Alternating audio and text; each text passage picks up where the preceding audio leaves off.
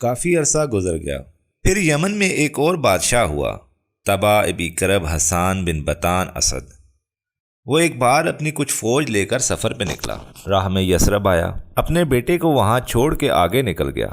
واپس پلٹا تو اسے علم ہوا کہ یثرب کے ایک شخص عمرو بن طلحہ نجاری کے ہاتھوں اس کا بیٹا مارا گیا۔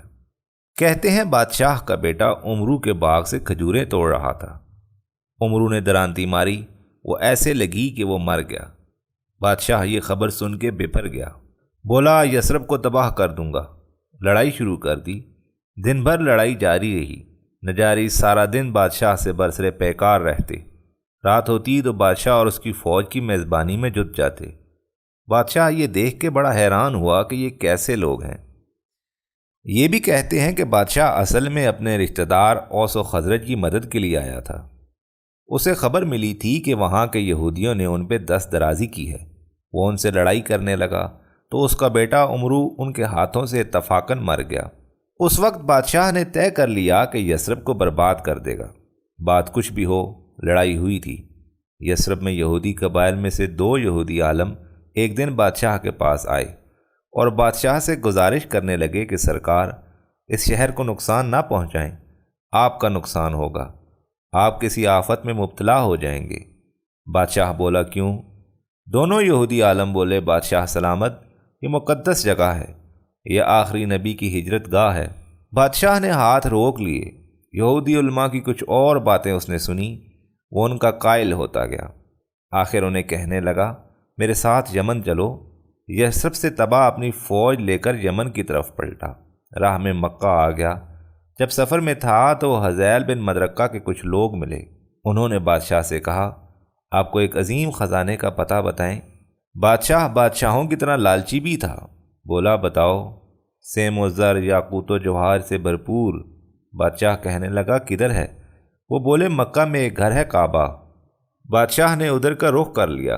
بادشاہ کی فوج میں وہ یہودی عالم بھی تھے۔ انہوں نے بادشاہ اور اس کی فوج کا کعبے کی طرف یلغار کا ارادہ دیکھا تو فوراً بادشاہ کے پاس پہنچے اور بولے کیوں اپنی اور اپنی فوج کی تباہی کا ارادہ کیا ہے؟ بادشاہ نے حذیل بن مدرکہ والوں سے سنی بات سنائی۔ یہودی عالم سر پکڑ کر بولے بادشاہ سلامت، کہنے والے آپ کے خیر خواہ نہیں دشمن تھے۔ جانتے ہیں آپ یہ کون سا گھر ہے؟ یہ روح زمین پہ اللہ کا گھر ہے، وہ خود اس کا محافظ ہے۔ جو اس کی طرف برے ارادے سے نکلتا ہے برباد ہو جاتا ہے۔ انہوں نے آپ کی اور آپ کی فوج کی ہلاکت اور تباہی کے لیے آپ کو یہ راہ دکھائی ہے، اس سے باز آئیں۔ یہی شہر تو ہے اس نبی آخر کا، جنہوں نے یہاں سے یثرب جا کے آباد ہونا ہے۔ بادشاہ سہم گیا، بولا مجھ سے غلطی ہوئی، میں نے دل میں برا ارادہ کیا، اب کیا کروں؟ وہ بولے وہی کریں جو یہاں پہنچنے والا کرتا ہے، اس کی تعظیم کریں، طواف کریں، قربانی دیں، سر منڈوائیں اور عجز و نیاز کا مظاہرہ کریں۔ بادشاہ بولا تم لوگ کیوں طواف کے لیے ادھر نہیں آتے؟ وہ بولے یہ ہمارے ہی جد امجد مورث ابراہیم کا تعمیر کیا ہوا گھر ہے، یہاں کے لوگوں نے ادھر بت رکھ دیے ہیں، اس لیے ہم ادھر آنے سے کتراتے ہیں۔ بادشاہ نے حذیل بن مدرکہ کے جن لوگوں نے اسے غلط راہ پر چلانے کی کوشش کی تھی انہیں سزا دی اور خود مکہ جا کے کعبہ کا طواف کیا، سر منڈایا، 6 دن وہاں قیام کیا، لوگوں کو گوشت کھلایا، شہد ملا پانی پلایا۔ وہیں قیام کے دوران اسے خواب آیا کہ کعبہ پہ غلاف چڑھائے۔ پہلے اس نے کھدر کا غلاف چڑھایا، پھر خواب آیا اس سے بہتر غلاف چڑھایا جائے۔ اس نے یمن کے معافری کپڑے کا غلاف چڑھایا، پھر خواب آیا اس سے بھی بہتر، تب اس نے دھاری دار سرخ کپڑے کا غلاف بنا کے چڑھایا۔ مورخین کہتے ہیں کہ تبع یمن وہ پہلا شخص ہے جس نے بیت اللہ پہ غلاف چڑھایا، اور کعبہ کے متولی جرہم قبیلے کو تاکید کی کہ بیت اللہ میں صفائی رکھیں۔ یمن کا بادشاہ واپس یمن پہنچا تو اس کے ساتھ یثرب کے دونوں یہودی عالم بھی تھے۔ بادشاہ نے اپنے ہم وطنوں کو یہودیت کی طرف بلایا اور کہا کہ یہ بت پرستی سے بہتر ہے۔ اس کے لوگوں نے انکار کر دیا۔ طے یہ پایا کہ ایک آگ کا الاؤ روشن کیا جائے، وہی آگ 2 ٹوک فیصلہ کرے گی، ظالم کو اپنی گرفت میں لے لیتی ہے اور مظلوم کو سچے کو کچھ نہیں کہتی۔ چنانچہ یمنی لوگ اپنے بتوں کے ہمراہ میدان میں آئے اور یہودی عالم اپنے صحیفوں کو حمائل کیے ہوئے ادھر پہنچے۔ آگ الاؤ سے نکلی اور بت پرستوں کی طرف لپکی تو وہ ڈر کے دور ہونے لگے۔ یہودی علماء صحیفوں کو گلے میں لٹکائے صحیح سالم آگ سے نکل آئے۔ آگ کے فیصلے سے حمیر قبیلہ کے بہت سے لوگ یہودیت کے قائل ہو گئے۔ یہ ان دنوں کی بات ہے جب حضرت عیسیٰ ابھی دنیا میں نہ آئے تھے اور وہ یہودی اپنے عہد کے سچے مسلمان تھے۔ انہوں نے یثرب کو آخری نبی کی ہجرت گاہ کے طور پر پہچانا تھا اور مکہ کی صحیح تعظیم کی تھی۔ انہی سے رسول اللہ کے بارے میں پیشن گوئیاں سن کے تبع یمن اسد حمیری نے یہ اشعار کہے تھے: میں گواہی دیتا ہوں کہ احمد صلی اللہ علیہ وآلہ وسلم اللہ تعالی خالق ارواح کے رسول ہیں۔ اگر میری عمر دراز ہوئی تو میں ان کا وزیر اور حامی ہوں گا اور ان کے دشمنوں سے لڑوں گا اور ان کے دل سے ہر رنج و الم کو دور کروں گا۔ یہ اشعار ابو ایوب انصاری کے پاس محفوظ تھے اور انصار یہ شعر گنگنایا کرتے تھے۔ کتاب القبور میں ابن ابی دنیا نے بیان کیا ہے کہ صفا میں ایک قبر کی کھدائی سے 2 عورتوں کے جسم نکلے۔ ان کے ہمراہ ایک نقرئی تختی پہ آب زر سے یہ عبارت کندہ تھی: یمس اور حبی دختران تبا کی یہ قبر ہے۔ یہ دونوں اللہ وحدہ لا شریک کی الوہیت کو اقرار کرتی ہوئی فوت ہوئیں۔ اسد حمیری کے بعد حسان بن تبان اسد تخت نشین ہوا۔ یہ خاتون یمامہ زرقا کا بھائی تھا۔ اس نے عرب و عجم کو زیر کرنے کا منصوبہ بنایا، مہم پہ نکلا۔ عراق اور حمیری اور یمنی قبائل اس کے خلاف ہو گئے۔ واپس لوٹتے وقت اس نے اس کے بھائی عمرو کے ساتھ ساز باز کی۔ منصوبہ یہ بنایا کہ عمرو اپنے بھائی حسان کو قتل کر دے اور وہ سب اسے بادشاہ تسلیم کر لیں گے۔ سب اس سازش سے متفق تھے سوائے زور عین حمیری کے۔ زور عین حمیری نے عمرو کو ایسا کرنے سے منع کیا۔ وہ ارادے سے باز نہ آیا تو زور عین حمیری نے 2 شعر لکھ کے عمرو کے پاس ضمانت رکھ چھوڑے: سنو، جو شخص راحت کی نیند کے بدلے بے خوابی کا خریدار ہو وہ سیاہ بخت ہے۔ نیک بخت وہ ہے جو ٹھنڈی آنکھ کے ساتھ رات بسر کرے۔ حمیر نے بے وفائی کر کے خیانت کی، اللہ کے پاس زور عین معذرت خواہ ہے۔ عمرو اپنے بھائی حسان کو قتل کر کے یمن آ گیا۔ بادشاہ تو بن گیا مگر نیند اس کی حرام ہو گئی۔ بے خوابی میں مبتلا ہوا تو اس نے طبیبوں اور کاہنوں سے رجوع کیا۔ انہوں نے تشخیص کی کہ جو شخص ناحق اپنے کسی بھائی یا عزیز کا خون کر دے اس کی نیند اچاٹ ہو جاتی ہے، وہ بے خوابی کے مرض میں مبتلا ہو جاتا ہے۔ یہ جان کے اس نے اپنے بھائی کو قتل کرنے کا مشورہ دینے والوں کو پکڑ پکڑ کر قتل کرنا شروع کر دیا۔ جب زور عین کو قتل کرنے کے لیے پکڑا تو اس نے کہا: میں تیرے بھائی کے قتل سے تجھے منع کرنے کا ثبوت تیرے پاس رکھ چھوڑ رکھا ہے۔ عمرو نے پوچھا: وہ کیا؟ زور عین نے اس کے پاس رکھوائے اپنے لکھے ہوئے اشعار کی طرف اسے متوجہ کیا۔ یمن طوائف الملوکی کا شکار ہو گیا۔ ایک حمیری جس کا نام لخنی ینوف ذوشناطر تھا، جو شاہی خاندان سے نہیں تھا، وہ زور بازو سے سلطنت پہ قابض ہو گیا۔ اہم لوگوں کو اس نے مروا دیا، شاہی خاندان کو تباہ کر دیا۔ وہ کئی بری عادتوں کا عادی تھا۔ اس کی بری عادت لوتی ہونا بھی تھی۔ ایک بالا خانہ خاص اس بری حرکت کے لیے اس نے بنوایا ہوا تھا۔ اس کا خصوصی شکار شاہی خاندان کے لڑکے تھے۔ بری حرکت کے بعد وہ مسواک منہ میں لے کر بالا خانے سے نیچے جھانکتا تاکہ محافظوں کو علم ہو جائے کہ وہ بالا خانے سے نکل آیا ہے۔ ایک دن اس نے ذرا زنواس بن تبان اسد برادر حسان کو بلا بھیجا۔ یہ لڑکا حسین و جمیل تو تھا ہی، ہوش مند بھی تھا۔ اس نے ایک تیز دھار چھری جوتے میں چھپائی۔ بالا خانے میں جب لخنیہ اس کی طرف لپکا تو اس نے اسے مار دیا اور چھری سے اس کا سر کاٹ کے بالا خانے کے باہر کے دروازے کے ساتھ بنے طاق میں رکھ دیا، جس سے وہ نیچے جھانکا کرتا تھا۔ منہ میں اس کے مسواک رکھ دی۔ محافظوں نے اپنے بادشاہ کا کٹا ہوا سر دیکھا تو ذونواس کی بہادری کے قائل ہو گئے۔ وہ جانتے تھے کہ ذونواس ان کے پرانے بادشاہ کا بیٹا ہے۔ فوراً با اتفاق اسے بادشاہ تسلیم کر لیا۔ وہ حمیر کی طرف سے یمن کا آخری بادشاہ تھا۔ انہی دنوں حضرت عیسیٰ کا ظہور ہوا اور کئی نیک باز اور پاک باز لوگ عیسائی ہوئے۔ ان پہ سختیاں کی گئیں تو وہ دوسرے علاقوں کی طرف نکل گئے۔ کہتے ہیں انہی پاک لوگوں میں ایک فیمیون نامی عابد زاہد اور مستجاب الدعوات عیسائی تھا۔ اپاہجوں اور مصیبت زدہ لوگوں کے لیے دعا کرتا، وہ شفا یاب ہو جاتے۔ فیمیون مزدور آدمی تھا۔ ایک دن کسی بدو نے پکڑ کے اسے نجران میں فروخت کر دیا۔ اس کا آقا اسے دن بھر کام لیتا۔ رات کو فیمیون جس کمرے میں قیام کرتا وہاں عبادت کرتا۔ وہ کمرہ روشنی سے جگمگاتا۔ اس کے آقا نے یہ منظر دیکھ لیا، بڑا حیران ہوا۔ نجران میں سب بت پرست لوگ تھے۔ وہاں لوگ ایک بڑے کھجور کے درخت کی پوجا کرتے تھے۔ اس درخت پہ انہوں نے سونے چاندی کے زیور چڑھائے تھے۔ ان کا خیال تھا کہ یہ کھجور کے درخت والا بت ان کا محافظ ہے۔ ایک دن فیمیون نے اپنے آقا سے کہا، اس پر زیور نہ چڑھاؤ، اسے ضائع نہ کرو، آقا نے کہا یہ ہمارا نگہبان خدا ہے۔ فہمیون نے کہا اگر میں دعا کروں تو گر جائے۔ اس کے آقا نے کہا ناممکن ہے۔ فہمیون نے دعا کی، ایک طوفان آیا، جھکڑ چلا اور سونے چاندی سے لدا ہوا کھجور کا درخت جڑ سے اکھڑ گیا، زمین پہ گر گیا۔ نجران کے لوگ فہمیون کی یہ کرامت دیکھ کے بت پرستی سے تائب ہو کے عیسائی ہو گئے۔ یمن میں اس واقعے کی خبر پہنچی تو ذونواس شاہ غصے میں یمن سے فوج لے کر نجران آ پہنچا۔ بولا موت اور یہودیت میں سے ایک کو پسند کر لو۔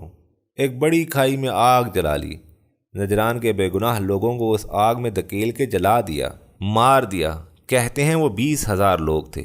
یہ واقعہ سورہ برج میں مذکور ہے۔ کہتے ہیں اہل نجران میں سے ایک عیسائی زندہ بچا، اس کا نام تھا دوست سالبان۔ کسی طرح وہ کیسر کے دربار میں پہنچا۔ کیسر عیسائیوں کی عظیم الشان سلطنت کا بادشاہ تھا۔ سارا واقعہ اسے بتایا کہ یمن کے بادشاہ نے نجران کے سارے عیسائیوں کو زندہ آگ میں جلا ڈالا۔ مدد کی فریاد کی۔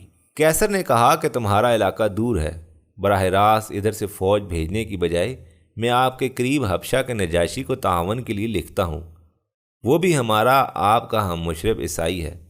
دوست سلمان کیسر کا حکم نامہ لے کر نجاشی کے پاس پہنچا۔ نجاشی شاہ حبشہ نے 70,000 فوج جمع کی، اریات کو اس فوج کا کمانڈر بنایا اور یمن پہ حملے کے لیے بھیج دیا۔ اس فوج میں اریات کے ساتھ ابرہہ اشرم بھی تھا۔ اریات نے سمندر کو کشتیوں سے پار کیا، یمن کے ساحل پہ فوج اتاری اور ذونواس کو شکست دے کر یمن پر قبضہ کر لیا۔ اریات کئی سال تک یمن کا حکمران رہا۔ پھر ابرہہ نے بغاوت کر دی۔ حبشہ کی فوج 2 گروہوں میں بٹ گئی۔ جنگ و جدل کی نوبت آ گئی۔ جنگ شروع ہونے لگی تو ابرہہ نے اریات کو کہا کہ ایک تجویز ہے۔ اریات نے پوچھا کیا؟ ابرہہ نے کہا دونوں طرف ہماری فوج ہے، ہم لڑے تو دونوں طرف تباہی ہے، ایک طریقہ ہے۔ اریات نے پوچھا وہ کیا؟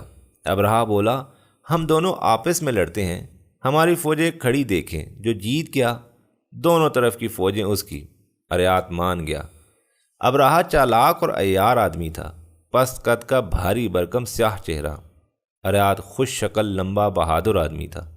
دونوں کی 10 بدس لڑائی شروع ہو گئی۔ اریات نے کوئی چالاکی نہ کی۔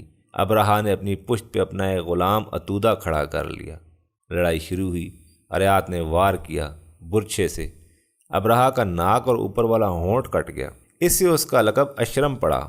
ابرہہ کے پیچھے چھپا غلام عتودہ فوراً اریات پہ حملہ آور ہوا اور اسے موت کے گھاٹ اتار دیا۔ دونوں طرف کی فوج کے دڑوں نے ابرہہ اشترم کو حاکم مان لیا۔ اریات کو ابرہہ نے دیت ادا کر دی۔ یہ خبر شاہ حبش کو ملی تو سخت خفا ہوا۔ اس نے قسم کھائی کہ وہ یمن کو مٹی کی طرح روندے گا اور ابرہہ کے پیشانی کے بال کاٹ کے اسے ذلیل و رسوا کرے گا۔ ابرہہ مکار آدمی تھا۔ اسے شاہ حبش کے غصے کا علم ہوا تو وہ ایک تھیلے میں یمن کی مٹی ڈالی اور اپنے سر کے کچھ بال کاٹ کے اوپر رکھے اور اسے شاہ حبش کی خدمت میں ارسال کر دیا۔ ساتھ خط تھا، عالی مرتبت اریات آپ کا غلام تھا، میں بھی آپ کا غلام ہوں، ہمارا آپس میں اختلاف تھا، میں آپ کے مفادات کا زیادہ حامی اور محافظ ہوں، زیادہ مطیع اور تابع فرمان ہوں۔ آپ کے حلف کا علم ہوا، اپنے سر کے بال کٹوا کے آپ کی خدمت میں بھیج رہا ہوں۔ 7 عرصے یمن کی خاک سے بھرا ہوا تھیلا ہے، آپ اس مٹی کو رون کر اور میرے کٹے بالوں کو اس مٹی میں ملا کر اپنی قسم پوری کر لیں۔ شاہ حبشہ راضی ہو گیا اور ابرہہ اشرم کو یمن میں راج کی اجازت دے دی۔ یہ 543 کی بات ہے۔ ابرہہ کے دل میں کھٹکا تھا کہ شاہ حبش کو راضی رکھنا ہے۔ اس نے صنع میں ایک عظیم الشان کلیس نام کا ایک کلیسا تعمیر کروایا۔ اس نے شاہ حبش کو لکھا کہ وہ عربوں کو کعبے سے موڑ کے اس کلیس کی طرف لائے گا۔ اس نے کلیس کی تعمیر و تزئین کی رودات بھی شاہ حبش کو لکھی۔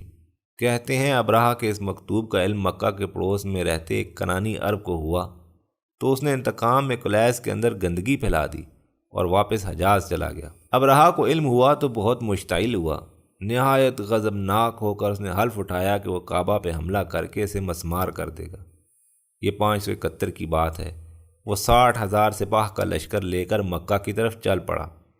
اپنی دہشت دکھانے کے لیے ایک ہاتھی بھی اپنے ساتھ رکھا۔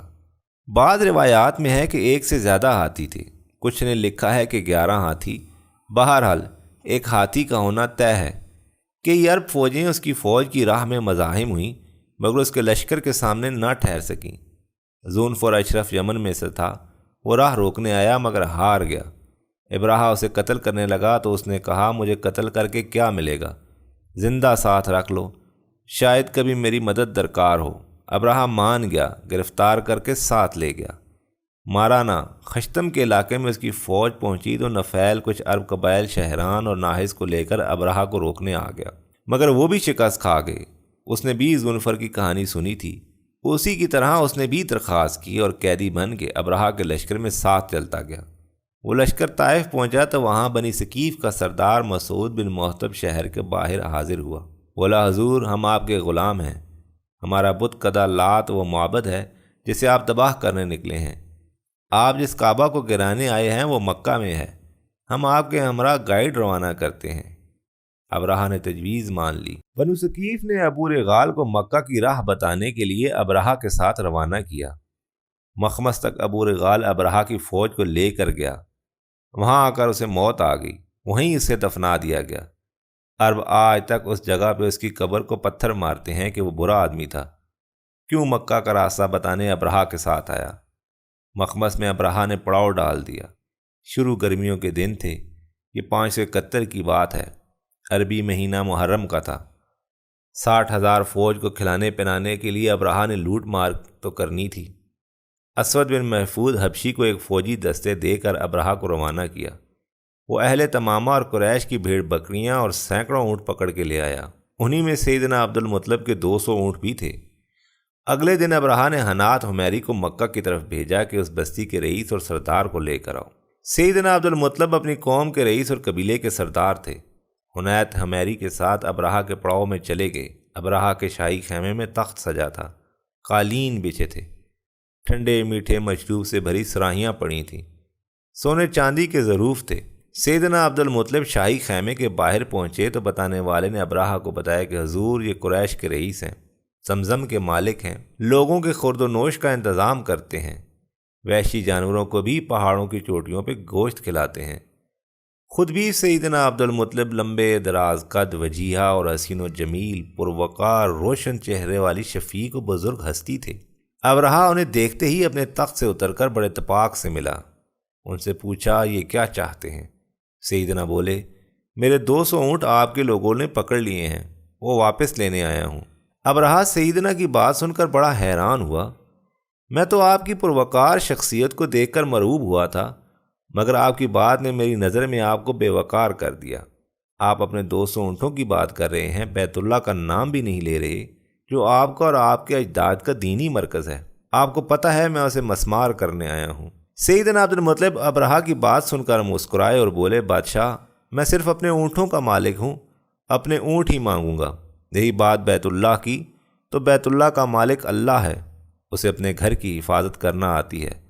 ابرہہ بولا، وہ میرے حملے سے نہ بچ سکے گا۔ عبداللہ پھر مسکرائے اور کہا، ویسے آج تک اس نے کسی کو اپنے گھر پہ مسلط ہونے نہیں دیا۔ بہرحال آپ جانیں اور وہ جانیں، مجھے میرے اونٹ واپس کر دو۔ ابرہہ خاموشی سے سیدنا عبد المطلب کو دیکھتا رہا۔ اونٹ اس نے واپس کر دیے۔ سیدنا عبد المطلب واپس پلٹے، اپنے لوگوں کو کہا کہ ضروری سامان لے کر اطراف کے پہاڑوں پہ چڑھ جاؤ تاکہ کسی کو نقصان نہ ہو۔ پھر قریش کے چند سرداروں کے ساتھ حرم میں گئے اور کعبے کے دروازے کی کنڈی کھڑکا کے بولے، الہی بندہ اپنے گھر کی حفاظت کرتا ہے، تو بھی اپنے گھر کی حفاظت فرما، کل ان کی سلیب اور ان کی تدبیر تیری تدبیر پہ غالب نہ آ جائے۔ اگر تو ان کو اور ہمارے قبیلے کو اپنے حال پہ چھوڑ دینا چاہتا ہے تو جو چاہے کر، سلیب کی آل اور اس کے پرستاروں کے مقابلے میں آج اپنی آل کی مدد فرما۔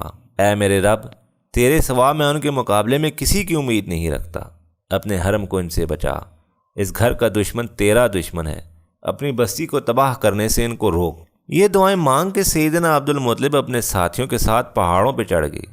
اگلے دن 10 محرم تھا۔ ابرہہ جو حرم کی حد پہ اپنے 60,000 لشکر لیے کھڑا تھا، حملہ کر دیتا ہے۔ لشکر کے آگے اس نے اپنا ہاتھی رکھا تھا، کعبے کی طرف ہاتھی کا منہ کیا تو یکلخت ہاتھی بیٹھ گیا۔ فیل بان انیس نے بہتری کوشش کی مگر ہاتھی نہ اٹھا۔ آخر اس کا رخ مکے سے ہٹا کے کسی اور طرف کیا تو وہ اٹھ کے بھاگنے لگا۔ فیل بان نے پھر روکا، مکے کی طرف اس کا چہرہ موڑا تو وہ پھر ادب سے سر جھکا کے پاؤں سمیٹ کے بیٹھ گیا۔